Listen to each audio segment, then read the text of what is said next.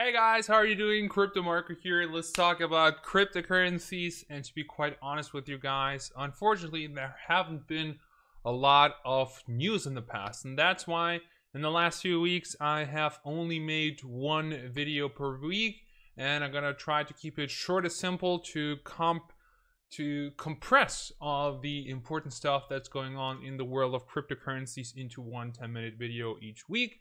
And in this video, we're going to talk about the Petro, the cryptocurrency of Venezuela, and all the macroeconomical things that are going on in Venezuela.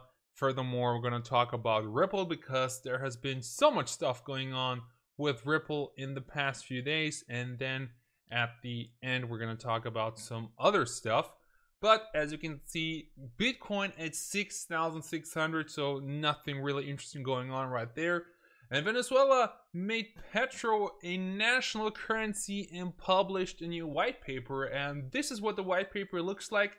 Unfortunately, it is only in Spanish. And after looking through it, one of the developers of Ethereum said, LOL, Venezuela's new Petro token is a blatant Dash clone. And while national television in Venezuela is talking about Petro, it doesn't seem very good because Petro is under heavy fire from all different sides. So allegedly, due to bad politics and corruption within the government, the currency, the real national currency in Venezuela simply plummeted, and now it's pretty much worthless. Now imagine your whole life you're saving up, you're setting aside money, maybe you want to finance college for your kids, or you want to buy a house, you want to buy a car, whatever, and then some guys are making some mistakes and all of that is gone. Now, of course, that's an oversimplified version, but this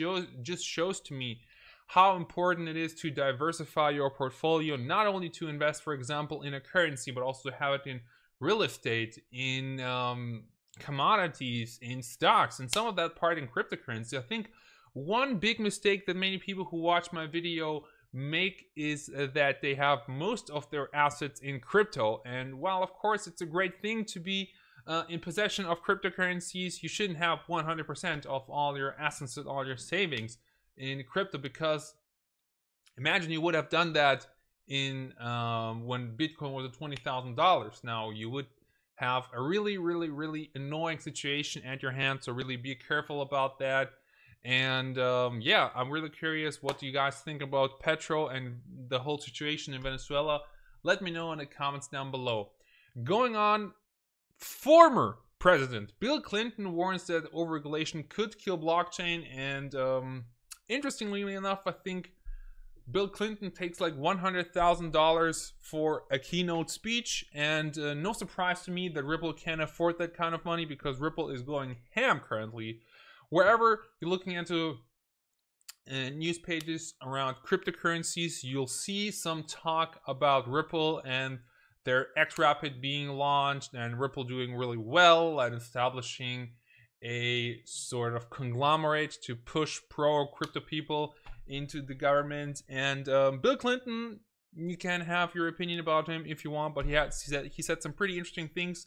This whole blockchain deal has the potential. It does, only because it is applicable across national borders, income groups. And Mr. Clinton also touched upon the GPS technology developed during his presidency. Back then, there were fears that new and innovative tech would be exploited by terrorists or other criminals. And a similar sentiment is definitely apparent nowadays in terms of cryptocurrencies, who are still often associated with hackers, terrorists, or other bad actors. And as you know, there have been dozens of papers that have proven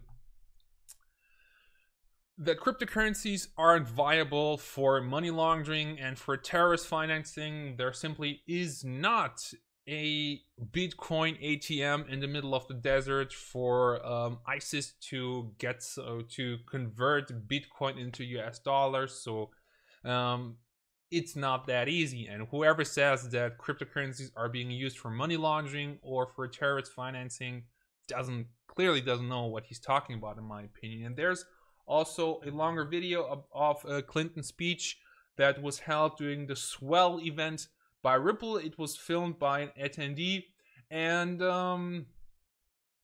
it's interesting to see that Ripple themselves are issuing videos of the event, but not of the speech of Mr. Clinton. And maybe because he said some controversial things during the speech, we only have this potato video where somebody started recording vertically and then went to record horizontally, and of course the camera doesn't pick up that kind of stuff. So good job right there.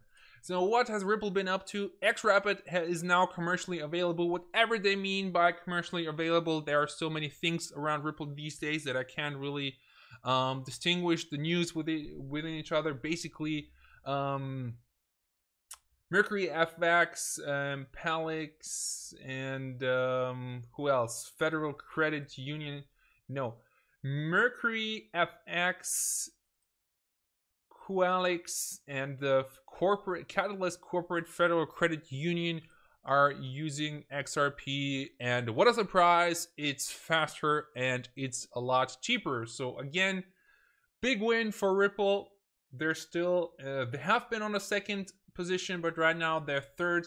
And another thing that I really think it's pretty cool that Ripple is doing this, they announced a 105 million philanthropy venture. So they want to give away, to donate to universities and help the unbanked, and that's something that we don't see often in cryptocurrencies. Most of the times people are only interested in their personal gain and going to the moon and Lambo and stuff like that. So really nice to see Ripple pumping out the philanthropy. And I mean, of course, Ripple, one big problem that Ripple has is that it's super decentralized, and you know, people will say everything in the comments down below, but it's really something that I would like to see that more often. Now, one thing that I was already telling you when who was it again? Tron and Zoncatch. Verge partnered up with Pornhub. I remember I was in front of my computer refreshing everything the whole time, and then half an hour early I already saw that Pornhub was a partner of Verge. But I thought it was fake news. I thought it's impossible that Verge says that they have this big partnership that's going to be one of the biggest in the crypto history, and I didn't believe it. But then I saw, like, at 5 o'clock, I saw, oh my god, they're actually serious. They're actually partnering up with Pornhub. And back then I said, guys, I don't really think that this is spectacular news. I don't see Verge like going anywhere with the Pornhub partnership. And if you believe an email that hard fork got by Pornhub, less than 1% of purchases made have been done with Verge. So very interesting, and I don't want to say I was right, but I just wanted to give you guys a little update on what has been going on. And if you want really to use blockchain in our everyday lives, to use cryptocurrencies in our everyday lives, it's super important to get the transactions per second up, because right now Ethereum does like 12 transactions per second, Bitcoin even less. And there are blockchains out there that claim that they can do like 1 million per second, but if you don't see the proof black and white on a computer, then don't believe it. However, Australia seems to be really picking up when it comes to cryptocurrencies. They have done benchmark tests, and they said the benchmark was set at 30,000 transactions per second, which is really fantastic, and of course uses less energy, less double spending and stuff like that. And the Australian government is actually selling $1.35 billion of government bonds using the public blockchain on the 2nd of October. Actually, it's the Austrian government, not the Australian government. What the heck? So last news for today, many of you guys, if you're watching a YouTube channel about cryptocurrency, then you're probably someone who's kind of into computers and stuff like that. You're probably one of the first people out there to use BitTorrent, Pirate Bay, stuff like that. So before that we had LimeWire, which was like very risky all the time. But yeah, if you want to earn cryptocurrencies without paying anything, you might be able to do that very soon using BitTorrent seeding files. As you know, there was really no incentive for seeding files with BitTorrent, and many people just download whatever they want, then delete it. So from now on, once the new update of Tron is online, you might receive small amount of Tron for seeding, and I think it's a pretty cool idea to push Tron forward if they really have the money. So we are gonna, like in every video, of course, at the end of every video, I do a small giveaway for everybody who's commenting with the Litecoin address. And in this video, the winner is gonna be De Corona. I think the situation will not be long. It is only a strategy for some people to raise the Bitcoin Cash, I think. Yeah, it's BCH. Oh no, actually, what is BCH, man?